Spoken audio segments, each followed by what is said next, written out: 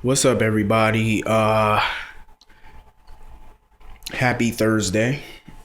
Hope all of you are having a great day so far. Uh, okay, today's episode of GH pretty good. Um, I feel so bad for Sam and for Danny, especially Danny. Because like I said, no parent wants to hear news that their child may be sick with something as bad as leukemia, cancer. Is horrible, especially for a 1 year old to endure. That, like, he's only 1 years old. So Patrick was telling, Sam and Alexis, about uh Danny's test results. He hasn't officially diagnosed Danny yet, but he said by the blood work and what it looks like it may be leukemia. So he was just telling Sam the best way to go about this, how to treat it, what they were gonna do, the steps that they need to take. And Sam was just like, take the steps. You know what I mean? She's willing to do whatever, surgeries, drugs, whatever. What I don't know what you got to do for leukemia, but whatever it is, she's willing to go through it in order to protect her son, to make sure he lives. But like I said, that's just a fucked up situation for a 1 year old to have to go through. And Sam has been through a lot. Last year her son was kidnapped and she thought he was dead. He was switched.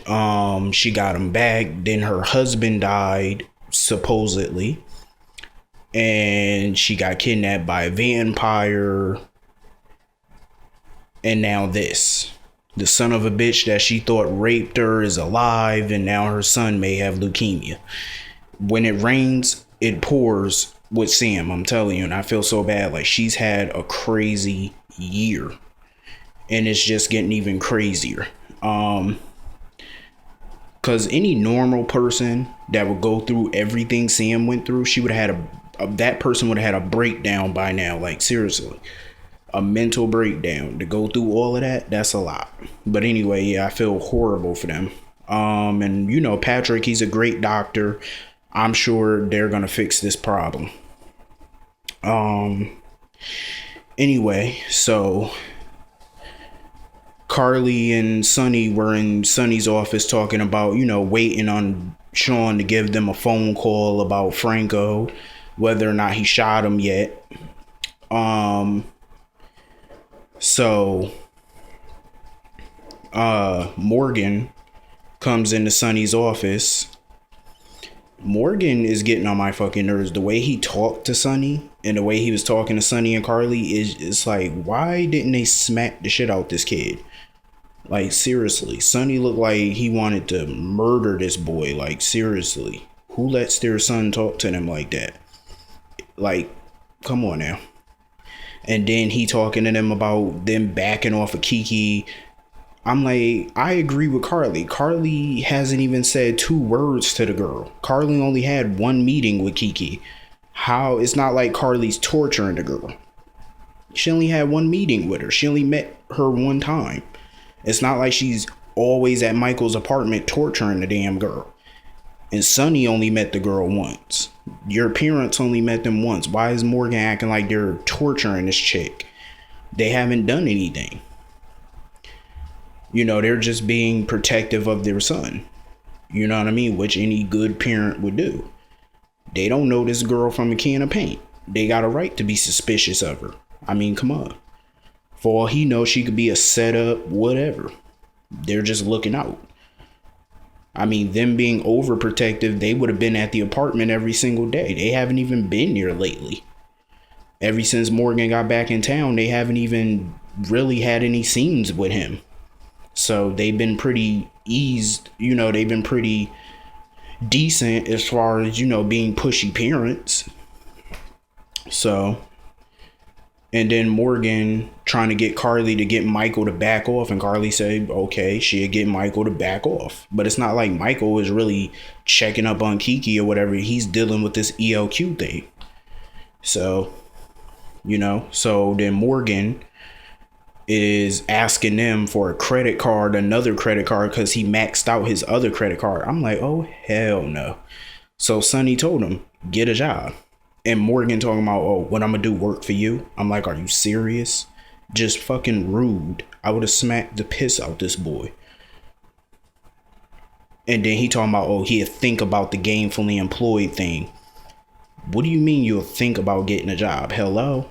You think you're going to live off Sonny and Carly money for the rest of your life? If you don't get a job, then that's you just be out on the street. That's just what it is. I don't know. That's why I can't stand about rich, spoiled children. I cannot stand that. And I don't blame Sonny and Carly for not wanting to get this little idiot a credit card. He maxed it out. Even Sonny just said it. He just paid $50,000 worth of gambling debts. Now Morgan maxed out a credit card, which means the credit card bill is going to come to Sonny.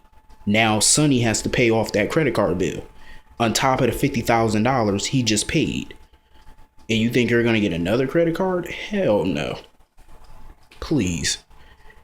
No, I would have cut him off. No. Hell no. That's too much money. No. I'm sorry. He got to work. Get him a job at Kelly's Diner, something, slinging drinks, milkshakes, whatever. Hell no, that's too much money. No. I'm glad Sonny and Carly are sticking to their guns and making his ass work and not giving him a credit card, because like that's the smartest shit y'all can do. Because normally Carly would have just handed him a new credit card. You know how they do. But anyway, so Sean comes to Sonny's office and lets Sonny know that he couldn't get the shot on Franco because, you know, he kept getting interrupted by people. So Carly is pissed and she wants to know what's their next move gonna be. Here's my problem with Carly. Sit down somewhere. You is not the mob queen pin. If you want him dead, how about you take out a gun and go shoot the bastard yourself? Duh. This bitch is crazy. Anyway, so Luke was at the Metro Court having another drink while he was on the phone with Tracy because she was checking up on him and told him to call her when he got the test results back. So Ava Jerome comes into the Metro Court. They start talking, and he tells her it would be in her best interest to vote on Tracy's side because AJ is a screw up. And then he starts to wonder if Lauren was upset with her about this whole signing the documents and stuff like that. And Ava tried to play it off like her and Lauren were cool. So she tried to prove it to Luke by calling Lauren. So she called her and Lauren pretty much hung up the fucking phone on the bitch and Luke started busting out laughing. That was my favorite part. That shit was too funny. Ava just need to go sit her pimping ass down. She is just like Kris Jenner. I swear to God, the Kardashians' mother trying to pimp out their damn kids. Please go sit down. So anyway, she leaves and Luke gets a phone call from his doctor, well, from a nurse at the hospital, telling him that his test results are in. So now he, you know, can come into the hospital and get the results. I think Luke might not go to the hospital because I think he's afraid of what they might say to him. Because, you know, he might have his liver might be shutting down or whatever. Because, you know, he drinks a lot. I ain't saying he no alcoholic, but he drinks a lot. And you know what that alcohol does to your liver. So I'm pulling for Luke and hoping that it's not deadly, terminal. You know what I mean? But this might be a storyline to write him out. Because, you know, Anthony Gary takes the summer off and stuff like that every summer. It's a part of his contract where he gets summers off and he get winter breaks. So this is around, since it's June, it's time for his character to leave the show. And he might not come back probably till September. So this might be a storyline to write him out for a few months. So he might go out of the country or something to some medical facility or something like that just to write him out. So anyway, Michael was in the living room looking at his iPad or whatever like that, looking at the shares or the people that own ELQ shares and stuff like that. So Kiki came in a towel, eating up some damn cereal. Greedy heifer. Talking about something, she wanted to reimburse Michael or whatever for the cereal and stuff like that. You know, she wanted to pay him something. It's about time they offer to pay that man something. Shit, y'all living in his apartment rent free. So they start getting into it, talking about her rich family and stuff like that. And she was, you know, about the document and stuff like that her mother wanted her to sign. And that's where she got interrupted and got a phone call from Ava. So Michael went to go take a shower. He came back out and he said that, you know, she ran out all the hot water. So they kind of got into an argument. She tried to walk away.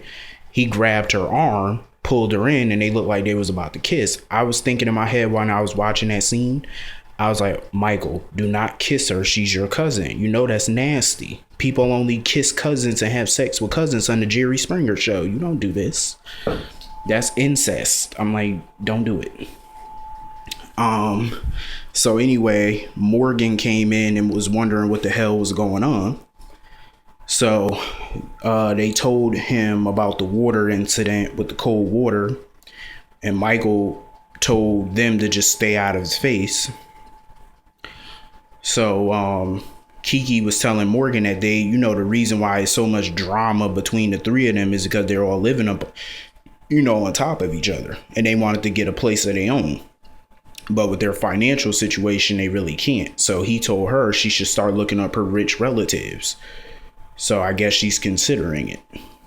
They need to move out. I know Michael getting sick of their ass. They don't pay no rent. Bye. Anyway, Tracy goes into the living room with Monica and AJ, and she apologizes to AJ for what happened to Michael in prison.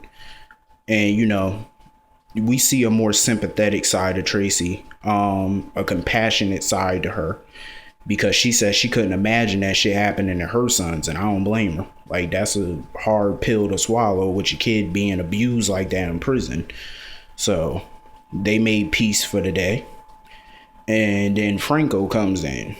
Well, before Franco went in, he was at the courthouse with Connie and Olivia. And Olivia told him to stay the hell away from Lulu and Dante, and, you know. So, anyway, Connie and Olivia, I love their scenes together. I love that they became a close family. You know, it's about time. And that's the reason why Sean couldn't get a shot off, because everybody kept getting in the way, so he couldn't really shoot Franco. So he went to the Quartermaine mansion and stuff like that. He was looking at pictures of Alan and Edward. He called Edward Grandpa Teddy. That shit had me on the floor. I was like, no, he didn't just call him Teddy. So he told Monica, he asked Monica to leave the room so he could talk to Tracy and AJ about ELQ. And the fact that he owns 10% of the company. So my guess is he wants to stay at the Quartermaine mansion. Figures. So now Kiki might be moving into the Quartermaine mansion too. So it's definitely about to be on and popping with this Quartermaine battle. I don't know if he gonna side with AJ or Tracy, or if he just want the company for himself. I'm not sure. Probably that. But anyway, I hope all of you are having a great day. And I hope all of you enjoyed the episode. I will see all of you tomorrow for Cliffhanger Friday. See you all later.